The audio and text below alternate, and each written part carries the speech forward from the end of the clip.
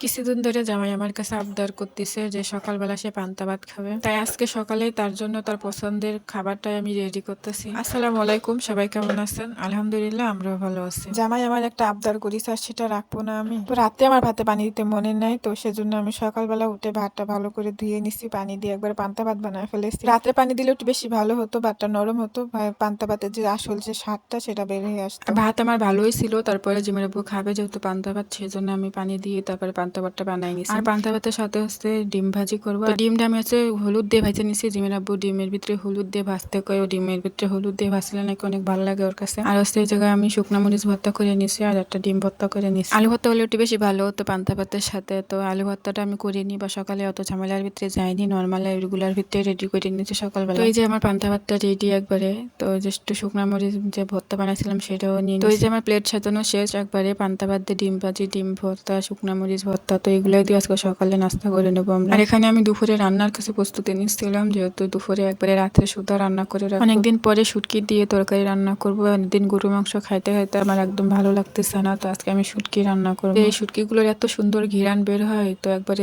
হাতের বানানো শুটকি। আমার ছোট কাকি বাপের বাড়িতে আনছিল, তো সেই জায়গাতে আমার দিচ্ছিল, এত সুন্দর ঘিরান বের হয় শুটকি দিয়ে। তো আমি আলু বেগুন দিয়ে আজকে শুটকি দিয়ে রান্না করবো। তো ছোট চিকন চিকন করে নিছি আলু বেগুন। আর এদিকে জিমের আব্বুর জন্য আছে আমি তরকারি মাছ ভুনা করতেছি, আর আমার জন্য আছে শুটকি দিয়ে আলু দিয়ে বেগুন দিয়ে রান্নতেছি। তো বলতে পারেন আমরা আলাদা রান্নতেছি আজকে, ওর জন্য এক পদে রান্না আর আমার জন্য এক পদে রান্না। শুটকি রান্না ও একবারই খাবে না, একবারই পাতেই নিবে না, এগুলো আমারই খেতে হবে ফ্রিজে রেখে রেখে। ওর জন্য না হোক আমার নিজের জন্য আমি রান্না করছিলাম এটা। সবসময় বুনা খেতে খেতে আমার একদমই ভালো লাগে না বুনা তরকারি খেতে, তো আমি আজকে এই শুটকি রান্না করছি আমার নিজের জন্য। তো শুটকির তরকারি কিন্তু খেতে আমার কাছে খুবই ভালো লাগছিল, গরুর মাংস থেকে আমার কাছে শুটকির তরকারি বেশি মজা লাগতেছে।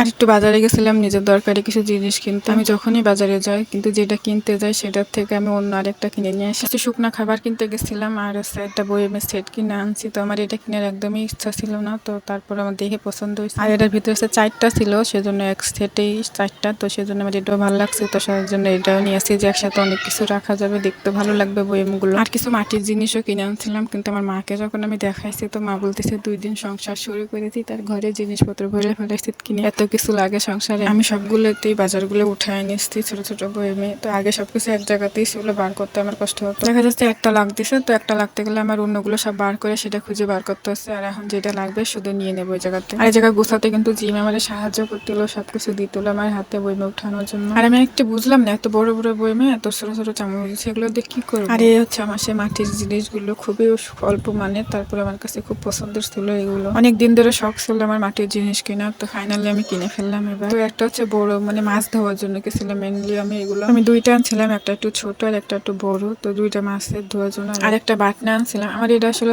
কোনো বাটাবাটির কাজ করবো না, আমি শুধু মাছ ধোয়ার জন্য আনছিলাম। ভর্তাও বানানো যাবে এটাতে, কিন্তু এক কাজে দুই কাজ হয়ে যাবে, মাছও ধোয়া হয়ে যাবে, আমার ভর্তাও বানানো। তো এই যে আমার সবচেয়ে বেশি ভালো লাগছে এই দুইটা, তোমার কাছে অনেক পছন্দ হয়েছে। আর এগুলো কিন্তু ভিতরে অনেক বড় আছে যে।